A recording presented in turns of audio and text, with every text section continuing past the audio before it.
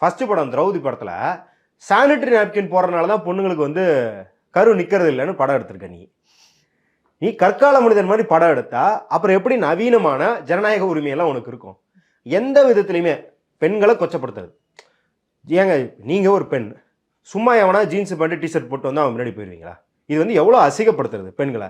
இப்படியெல்லாம் சித்தரிச்சுட்டு அதுவும் அந்த திரௌபதி படத்தில் பொண்ணோட அப்பா ஏதோ வந்து அந்த படத்தை பார்த்தா பால்டைல் குடிச்சு செத்து போயிடுவான் அந்த அப்பன்.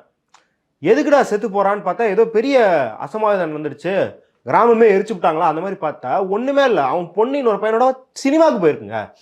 ஓடி போய் கல்யாணம் கூட பண்ணல, சினிமாவுக்கு போயிட்டு வந்ததுக்கு பாத்ரூம் கதவை சாத்திட்டு பால்டைல் குடிச்சு சாவுறான்.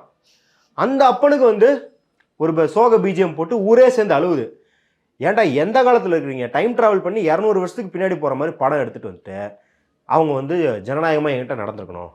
நான் வந்து இது வந்து வணிகத்தை பாதிக்கும், இந்த அளவுக்கு புலம்புற லெவலில் நீ இருக்க. இதில் திரௌபதி 2 வந்து நான் ராஜமௌலிக்கு சவால் விடுவேன்.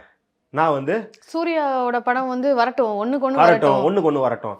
அப்போ நீ இருக்கிறவனையெல்லாம் ஒம்புக்கு இழுத்தா திருப்பி வரும்போது நீ வாங்கிக்கணுமா இல்லையா?